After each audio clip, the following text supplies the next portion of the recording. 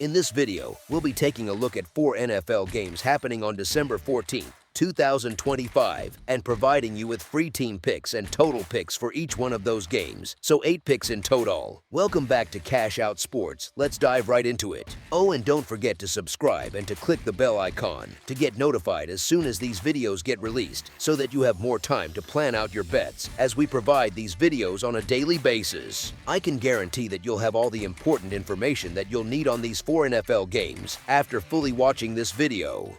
One more thing before we start: if you would like to gain access to our best exclusive sports picks to take your journey to the next level, then check out our Patreon in the link down below, where we offer our best single picks, parlay picks, and much more. Now let's get started.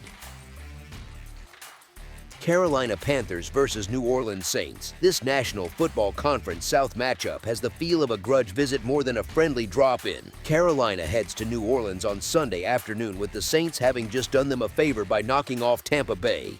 But there is no reason to expect any kindness in return. The Panthers are right in the middle of the division race now. The door is open for them, and for the moment it really does look like they are ready to walk straight through it. From a situational angle, this sets up very nicely for the visitors. Carolina is coming in off a bye week, rested and reset, while New Orleans is coming off what was probably its biggest win of the season, which tends to inflate how the market views that team. That kind of emotional high often looks great on highlights, but it can be a trap spot in the very next game. Zooming in on the Saints, the larger body of work says they are a bad team, much worse than a short 2.5-point spread would suggest. Their full-season performance paints a very different picture from what we just saw in Tampa. And Tampa itself is not exactly a powerhouse right now either. The Buccaneers started their 2025 campaign hot, but since their Week 9 bye, they have stumbled to just 1 win and 4 losses, which really undercuts how impressive that Saints upset looks once you sit with it for a second. New Orleans managed only 260 yards of total offense in that game and still escaped with a 24-20 win, which feels more like a favorable script than a sign that they have figured things out. Home field is not really helping the Saints either. Their results in the Caesars Superdome have been rough. Just 1 win in 6 home games so far, which is worse than their already shaky 2 wins and 5 losses on the road. Carolina, on the other hand, has been playing solid football for a while now. The Panthers have 6 wins and 3 losses straight up in their last 9 games and are currently tied with the Buccaneers at the top of the National Football Conference South. They most recently stunned the Rams in Week 13, and that game looked like another step forward for Bryce Young. Young has already put together at least 3 touchdown passes in 4 different games this season, which is not nothing for a young quarterback still figuring out the league. That kind of production gives Carolina a ceiling that New Orleans just does not seem to have right now. Recent form also leans in Carolina's favor. The Panthers have taken 2 of their last 3 games, while the Saints have dropped 2 of their last 3. Carolina's offense has been humming more often than not, topping 30 points in 2 of those 3 recent outings. They have moved the ball well on the ground, and they now get a matchup with a defense that has struggled to stop the run, especially in recent weeks. So it is easy to picture a game plan where Carolina leans heavily on the ground game, stays ahead of the chains, and keeps things simple for Young. On the flip side, New Orleans barely has a running game to speak of right now. Their attack leans heavily on the passing game, which sounds dangerous in theory but feels a lot less scary when you match it up with how they actually move the ball. The Panthers do not have to treat this passing attack like an explosive deep threat, which frees them to bring more pressure at times, crowd the line, and force show into mistakes. Pressure plus predictable passing downs is a recipe for a few ugly drives and maybe a turnover or 2. Carolina has also been the better overall team this season by a clear margin, with more than twice as many wins as New Orleans. They have been very good on the road lately as well, with 3 wins and 1 loss in their last 4 away games. The Saints, in contrast, have been terrible at home, with only 1 win in 6 home dates and just 2 wins and 6 losses in their last 8 games overall. They lag behind Carolina on both sides of the ball, carrying the 3rd worst offense in the league and a minus 8.4-point differential. That combination does not scream live home underdog. To be fair, New Orleans is coming off a nice win against the Buccaneers, and it is easy to get tempted by the idea of momentum. But they have not put together back-to-back wins since last November, and the same old issues keep popping up. Their offense remains one of the league's worst, and their defense continues to have problems stopping the run, which is exactly where Carolina wants to attack. The Panthers are not flawless, far from it, but they keep finding ways to win, and they are firmly in the National Football Conference South race instead of just playing spoiler. Add in the extra week of preparation they have in their pocket, and you have a cleaner setup than it might look at first glance. There is one quirky wrinkle, though. Carolina has failed to cover the spread in each of its last 11 games as a favorite, which gives anyone backing them a bit of historical heartburn. You could absolutely make a case for taking the Saints plus the points purely on that trend. Even so, the spread still feels soft for a team that has had more success this season, has something meaningful on the line, and enjoys a rest advantage heading into this matchup. As our first pick for this matchup, the Carolina Panthers to win and cover the spread as favorites is our full game side pick. Only 24 points were scored in the first meeting between these teams earlier in the 2025 season. Now the number asks Carolina and New Orleans to get to at least 41 points combined, which is a big jump when you think about how these offenses usually function. The Saints have played 13 games so far, and they have reached the 20-point mark only 3 times. Even in those 3 better outings, their scoring landed at 21, 24, and 26 points. It is more of a gentle nudge than an offensive breakout. That narrow range hints at a low ceiling more than anything else. Even in their road win at Tampa Bay, where they put up 24 points, the underlying performance was not exactly electric.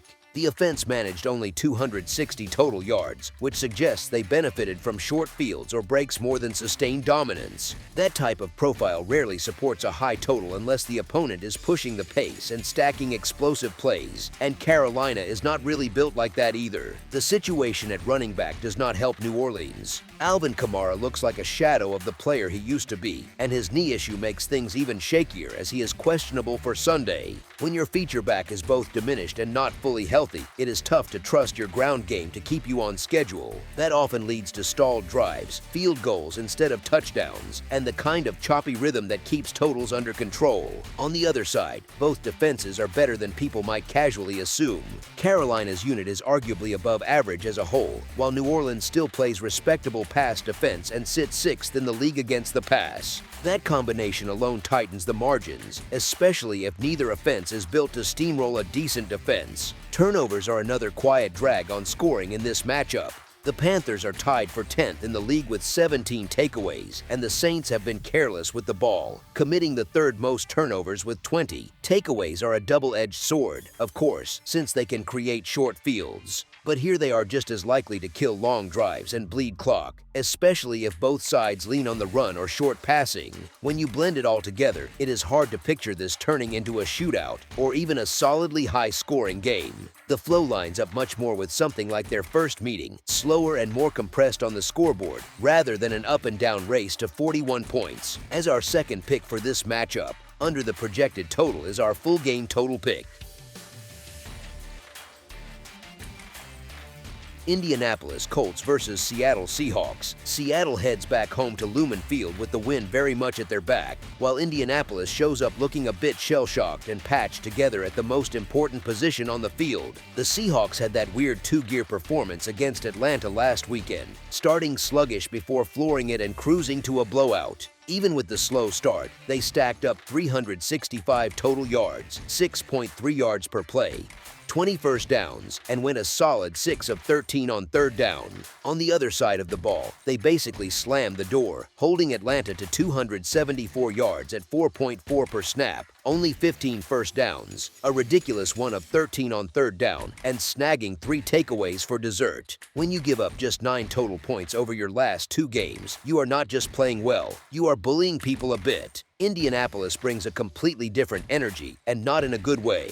They just dropped another one to Jacksonville, which makes it 3 straight losses, and they have not cracked 21 points in any of those games. In that latest defeat, they coughed up 3 turnovers and managed only 285 total yards, with just 89 on the ground, which is a long way from where their rushing attack had been earlier in the year. Losing starting quarterback Daniel Jones to an Achilles injury last weekend took things from wobbly to precarious, and it is the kind of injury that can hang over a locker room even when everyone is saying the right things on camera. To make things even more chaotic, we are suddenly living in a timeline where Philip Rivers is back in an NFL quarterback room. The Colts signed the 44-year-old to their practice squad this week, and it is basically down to him or rookie Riley Leonard to start on Sunday. Neither scenario screams stability for a team that is already slipping in the American Football Conference playoff race. And honestly, asking a guy who has been retired for years to walk into Lumen Field and handle a red-hot defense feels more like a nostalgic TV reboot than a steady football plan.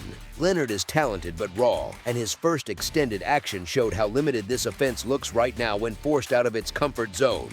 Indy's ground game tells the same story. Over the full season, they have been one of the league's better rushing teams, averaging 5 yards per carry, which puts them near the top of the board. Over the last 3 games, though, that has cratered to 3.7 yards per attempt, ranking just 23rd in the league during that stretch. When your rushing efficiency falls off a cliff right as your quarterback room turns into a triage unit, it usually does not end in a feel-good montage. Seattle, in contrast, looks like a team that has figured out exactly who it is and is leaning into it. Since that narrow 21-19 loss at the Rams, they have rattled off wins in 7 of their last 8, and the offense has settled into a very comfortable rhythm behind Sam Darnold. He has been leading a passing attack that is averaging 8.9 yards per attempt, which is first in the league, and helping power an offense that is putting up 29.8 points per game, good for second in the NFL. It is not flashy for the sake of it, it is just relentlessly efficient, and that is usually bad news for a short-handed visitor with protection and quarterback concerns. There is at least one interesting variable for Indy on this side of things, and that is the health of cornerback Sauce Gardner. He missed last week's game against Jacksonville with a calf injury and did not practice on Wednesday, and the pass defense clearly felt his absence as Trevor Lawrence bumped his way up to 8.1 yards per pass attempt against them, well above the Colts' season average of 6.6. If Gardner cannot go, or if he is playing at less than full strength, that is a nightmare matchup against this particular Seattle passing attack. Even if he does suit up, he can only cover one part of the field at a time, while the Seahawks keep finding layers in their aerial game. Then you zoom out to the line itself, which is not small at all, and the numbers still tilt toward the home side. Under Mike McDonald, Seattle has already been a favorite of at least 7 points at home 3 times, and they have not just covered those numbers, they have smashed them, winning those games by 26, 22, and 31. Sam Darnold has also been extremely friendly to bettors in this role, going 9-2 against the spread as a starter when favored by 6 or more points. Those are not guarantees, but they do match what your eyes say about these two teams right now. One surging and comfortable, the other scrambling to figure out who is even taking snaps. With the Colts still reeling and no clear path to keeping up if Seattle plays clean football, the spread looks big on paper but less intimidating once you walk through the matchup. As our first pick for this matchup, the Seattle Seahawks to win and cover the spread as favorites is our full game side pick. We already saw a preview of life without Daniel Jones last week when Riley Leonard had to carry the offense for most of the day. The rookie threw for just 145 yards with 1 interception, and while he did manage a rushing touchdown, it came deep in garbage time when Jacksonville was already cruising with a 36-13 lead. That is the kind of stat line that looks better in fantasy than it did in real time, and it does not exactly suggest a group ready to hang multiple long-scoring drives against a top-tier defense. Even if Rivers gets the nod instead, you are still talking about a 44-year-old who would be stepping right into the teeth of a Seahawks defense that is allowing only 5.4 yards per pass attempt, best in the league, and just 3.8 yards per rush, which sits second. The funny thing is that the Colts still have a strong identity on offense with Jonathan Taylor, who is leading the league in rushing this season, yet the passing uncertainty keeps dragging the total picture down. Recently, that rushing attack has been bottled up to 3.7 yards per carry over the last 3 games, far off that season-long 5-figure that had them near the top of the NFL earlier in the year. When your star back is fighting through stacked boxes and your quarterback situation is unstable, long drives tend to stall, and you get field goals, punts, and those frustrating stalled red zone trips instead of clean touchdown marches. On the other side, Indianapolis does have a defense capable of keeping things respectable for a while, which also tugs the total downward. They are giving up just 3.8 yards per rush this season and have already shown they can stand up to elite offenses, holding the Chiefs to 23 points and the Rams to 27 points. That is not a brick wall, but it is sturdy enough that Seattle probably has to work a bit for its scores rather than treating this like a weekly highlight reel session. The one nagging concern if you like a lower scoring script is the possibility that Seattle simply explodes again. After all, they just hung 37 on the Falcons and outscored them 31-3 in the second half. half, and in front of their own crowd, it is easy to imagine them flirting with 40 if they stay aggressive for 4 quarters. The key detail, though, is game flow. In a matchup where the Colts offense is struggling to sustain drives and maybe cycling quarterbacks, it is very reasonable to expect Seattle to ease off late if they build a comfortable lead, shortening the game with the run and bleeding clock rather than hunting-style points. Recent form only strengthens that idea. The Colts are coming off that 36-19 loss to Jacksonville on December 7th, the one where Daniel Jones tore his Achilles and the offense sputtered under Leonard before the front office turned to Rivers and pulled him out of retirement. Even with Taylor putting up a monster season on the ground, the passing game is clearly unsettled right now, and that caps how many points Indy can realistically contribute. Seattle, meanwhile, is fresh off a 37-9 win over Atlanta on December 7th, carried by a defense that has been outstanding all season, ranking 6th in total yards allowed at 288.2 per game and 2nd in points allowed at 17.4. Put all of that together, and the scoring environment looks like one where Seattle can control tempo and field position while the Colts grind for every yard, which points more toward a lower combined total than a shootout. You can talk yourself into Seattle scoring in bunches again, but it gets a lot harder to trust Indianapolis to hold up its end of the bargain on the scoreboard. As our second pick for this matchup, under the projected total is our full game total pick.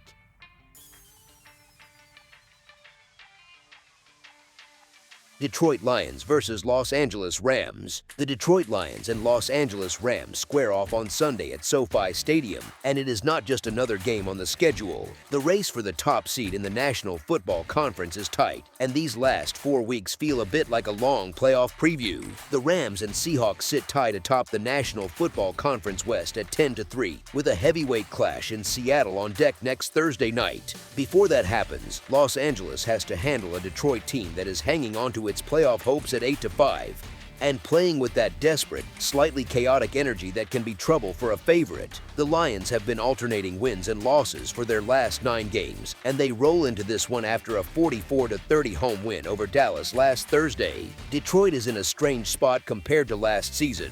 They finished as the top National Football Conference seed at 15-2, only to be bounced immediately in the divisional round by Washington, so there is still a bit of emotional scar tissue there. This year, they have not duplicated that week-to-week steadiness, even though they did rip off a 4-game win streak after dropping their opener at Green Bay. On the road, they have been solid but not special, going 3-3 away from Ford Field and just 1-3 against the spread when catching points as a road underdog. There is also that quirky scoring split. In their last 4 games following a win, they have averaged 18.5 points per game, while in their first 3 such spots, they were lighting it up at 36.3 points per game. It is almost like 2 different offenses sharing the same locker room. On the other side, the Rams have the profile of a team that can win the whole thing. You can make a fair case that they are the best team in the league. They sit in the top 5 in scoring offense and top 5 in scoring defense, which is about as clean a stat line as any coach could ask for. They deserve to be notable favorites at home in a controlled environment with a familiar routine. Still, the number here feels like it tilts too far against Detroit. Even with injuries in the mix, the Lions are not some plucky underdog that should be thrilled just to be within shouting distance. They are still a high-ceiling offense that can explode in any given week, and this game carries a personal edge for Jared Goff, who gets another shot at the team that moved on from him. That kind of revenge spot is not everything, but it does matter, especially when the underdog has the talent to make it count. There is also a history piece that backs up Detroit's case. This is projected to be their first game since January 2024 where they are catching 5 or more points. Since September 2021, the Lions are 12-3 against the spread in that role as an underdog of at least 5. Meanwhile, the Rams have already shown they can stumble as big favorites, losing outright twice this season in games where they were laying 5 or more. This matchup has the feel of a back-and-forth, high-scoring battle where each side trades punches rather than one team cruising. In that kind of script, taking a full touchdown with a live underdog becomes very appealing. As our first pick for this matchup, the Detroit Lions to cover the spread as underdogs is our full game side pick.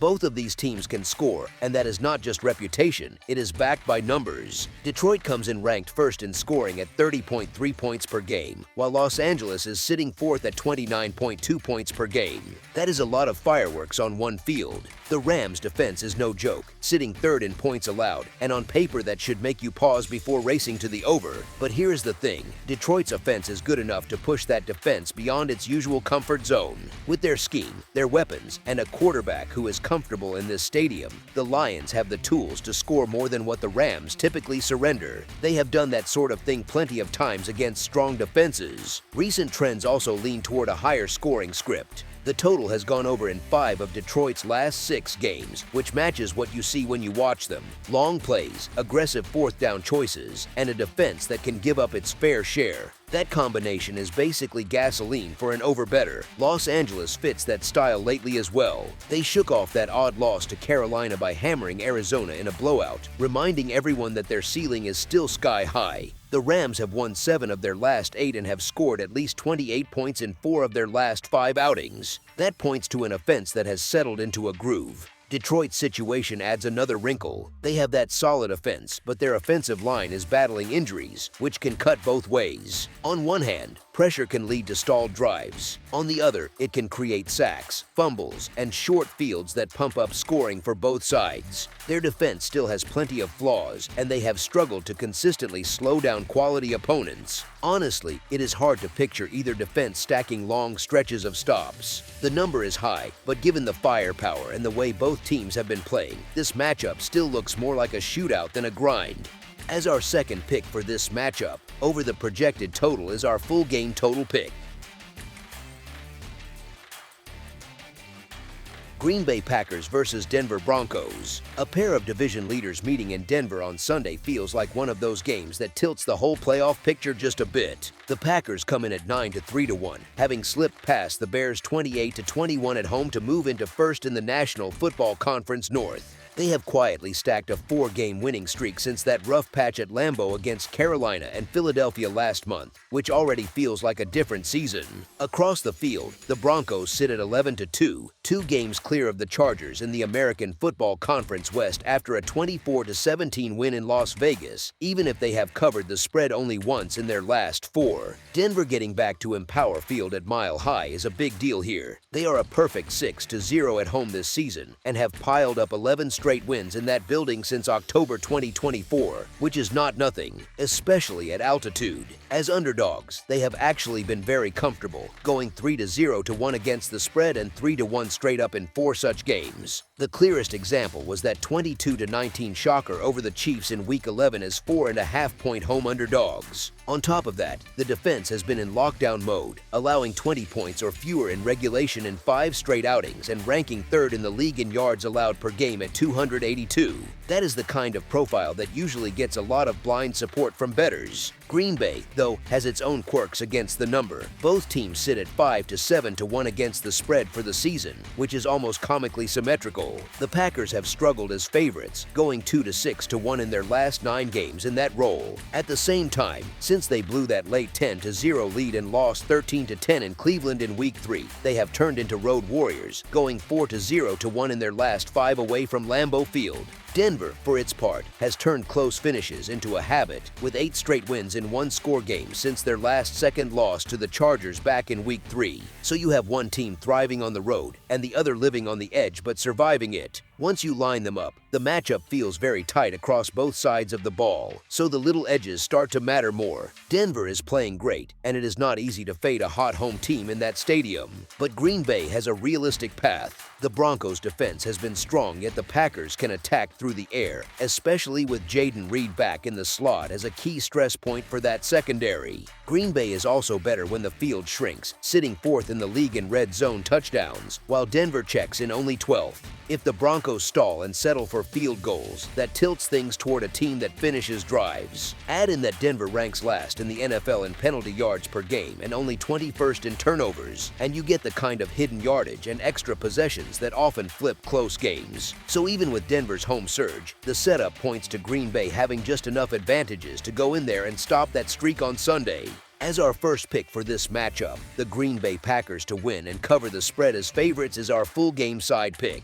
At Lambeau, Green Bay finally went over the number for the first time in 7 home games this season in that win over Chicago, which says a lot about how those contests have tended to drag a little. On the road, it has been a very different show. The Packers are 5-1 to the over away from home and riding a 5-0 over streak since they stayed under in that Week 3 loss in Cleveland. They have averaged 32 points per game in their last 5 road dates, compared with only 17.7 points per game in their last 4 at home. Same team, different personality, depending on the plane ticket. Denver pulls the other way, which is where it gets interesting. The Broncos are 8-5 to the under this season, with a 4-2 record to the under at home. The only real outliers were those wild back-to-back wins over the Giants and Cowboys in Week 7 and 8. Against New York, they delivered what might be the comeback of the year, dropping 33 points in the fourth quarter after being shut out in the first 3 quarters of a 33-30 thriller. The next week, they rolled up a season-high 44 points on Dallas. Since then, though, they have not scored more than 24 points in regulation in 5 straight games. So their offense has cooled while the defense has stayed sharp. You saw that balance again last week. Denver held Las Vegas in check almost all day before the Raiders put up 10 points in the final 2 minutes and 17 seconds. The Broncos still won 24-17 and limited the Raiders to 229 yards of offense. Over the last 5 weeks, Denver has faced Geno Smith twice, Marcus Mariota, Davis Mills, and Patrick Mahomes. Mahomes is obviously in his own tier, but this week they see Jordan Love, who has gone past 3,000 passing yards with 22 touchdown throws against only 4 interceptions. That combination of a road offense in rhythm and a home defense that rarely breaks creates a bit of a tug of war on what looks like a low total. So while both defenses rank in the top 5 in yards allowed per game, the way these offenses have shown they can spike, especially Green Bay's attack away from home, keeps the door open for more points than the raw defensive numbers suggest. With Denver capable of sudden scoring bursts, even after quiet stretches, and the Packers' offense humming on the road, there is a good case that this matchup can climb past that modest number if a few drives finish in the end zone instead of stalling. As our second pick for this matchup, over the projected total is our full game total pick. That's all for now, so if you have any other games you would like reviewed, then leave a comment down below with the game you would like analyzed, subscribe to our channel, leave a like on this video, and we'll get to it as soon as we possibly can. We would also love to hear your opinion on the picks presented to you in this video, whether you agree or disagree with them, so leave a comment down below and do let us know.